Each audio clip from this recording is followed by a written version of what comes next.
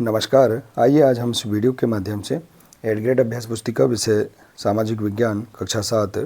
देखिए, कक्षा 7 के लिए हमें सामाजिक विज्ञान की न्यू 8th ग्रेड अभ्यास पुस्तिका हमें इस प्रकार से प्रदान की गई है। आप देख सकते हैं, इसमें विषय सूची दी गई है, हमारा अतीत, इतिहास, भूगोल और सामाजिक एवं राजनीतिक जीवन। इसके अंतर्गत सभी अलग अलग अध्याय दिए गए हैं। इन सभी अध्याय का संपूर्ण हम इस चैनल के माध्यम से आसानी से समझेंगे। तो आइए देखते हैं इस वीडियो के माध्यम से इतिहास। इसके अंतर्गत हमारा अध्याय 8, 18वीं शताब्दी में नए राजनीतिक गठन। देखिए, इस अध्याय के सभी प्रश्नों के आंसर हम किस प्रकार से अपनी सामाजिक विज्ञान की पाठ्यपुस्तक से पूर्ण कर सकते हैं, इस वीडियो के माध्यम से हम जानेंगे।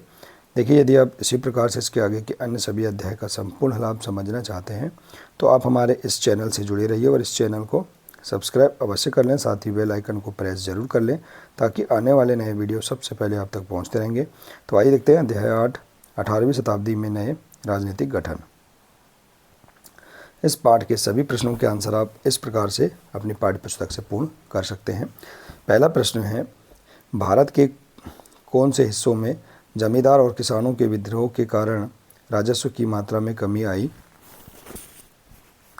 तो इसका राइट आंसर है उत्तर और पश्चिमी। इसके बाद दूसरा प्रश्न, मुगल साम्राज्य के विघटन के समय सर्वाधिक महत्वपूर्ण बड़ा प्रांत नहीं था? तो इसका आंसर है डी नंबर का मालवा। प्रश्न 3, जाटों के प्रभुत्व क्षेत्र में कौन से शहर महत्वपूर्ण व्यापारिक केंद्र बन गए? तो पानीपत और बल्लभगढ़। मराठा सरदारों में कौन शामिल नहीं था? तो राइट आंसर है सूरजमल। इसके बाद अगला प्रश्न, सूरजमल के राजनीतिक नियंत्रण में कौन कौन से क्षेत्र शामिल नहीं थे? तो राइट आंसर है बिहार तथा उड़ीसा। रिक्त स्थानों की पूर्ति कीजिए। इसमें दिया है, खालसा पंथ की स्थापना गुरु गोविंद सिंह ने की थी। जत्थों और मिसलों की संयुक्त सेनाएं दल खालसा कहलाती थी। शिवाजी ने प्रायद्वीप में मुगलों को चुनौती देने के लिए सैन्य बल का प्रयोग किया। इसके बाद डी नंबर का, बाजीराव प्रथम श्रीमंत पेशवा के नाम से भी जाने जाते थे। इसके बाद है, जाटों ने अपने नेता चूड़ामन के नेतृत्व में दिल्ली के पश्चिमी क्षेत्रों पर अपना नियंत्रण कर लिया। अगला प्रश्न, सवाई जयसिंह ने खगोलीय वेधशालाओं का निर्माण कहाँ कहाँ कराया था? तो देखिए, महाराजा सवाई जयसिंह ने उज्जैन में एक खगोलीय वेधशाला स्थापित की थी। वेधशाला का नाम जंतर मंतर है। इसके बाद प्रश्न 8, विंध्य राज्य के विस्तार का श्रेय किसे प्राप्त है? वे किन क्षेत्रों के खिलाफ सैन्य अभियानों के लिए जाने जाते थे? तो देखिए, के यूनानी भूगोलवेत्ता टालेमी ने उन्हें विंध्यस कहा था। इसके बाद देखिए, सिखों द्वारा स्थापित राखी व्यवस्था किससे संबंधित थी? तो देखिए, राखी व्यवस्था के अंतर्गत किसानों से उनकी उपज का प्रतिशत कर के रूप में लेकर बदले में उन्हें संरक्षण प्रदान किया जाता था।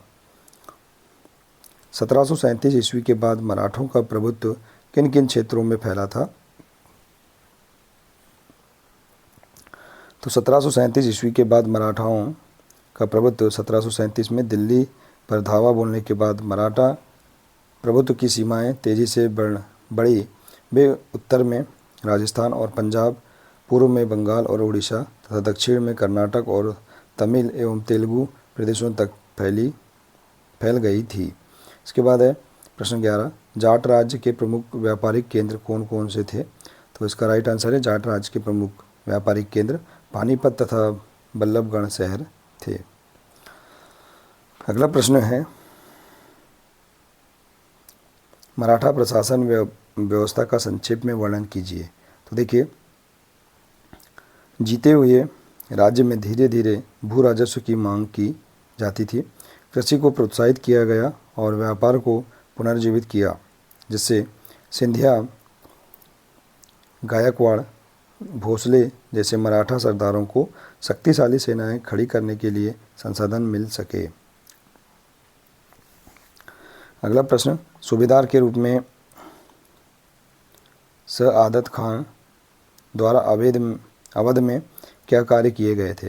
तो सआदत खान को 1722 में अवध का सूबेदार नियुक्त किया गया था।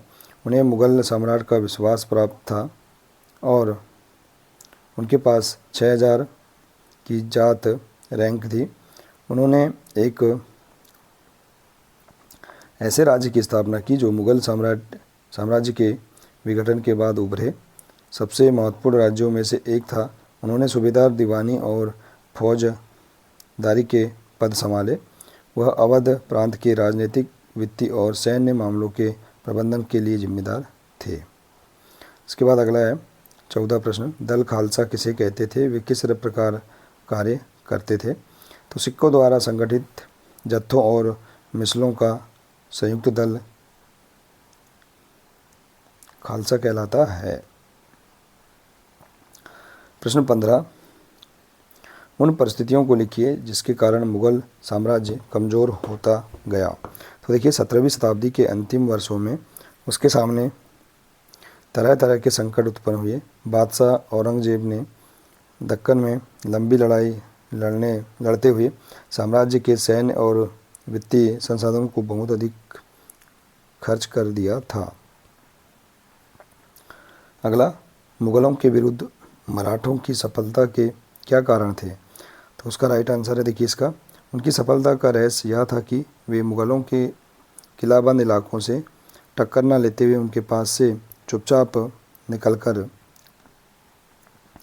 शहरों कस्बों पर हमला बोलते थे और मुग़ल सेना से ऐसे मैदानी इलाकों में मुठभेड़ लेते थे जहां रसद पाने और कुंभक आने के रास्ते आसानी से रोके जा सकते थे। इसके बाद अगला प्रश्न, चौथ व सरदेशमुखी से क्या आशय था?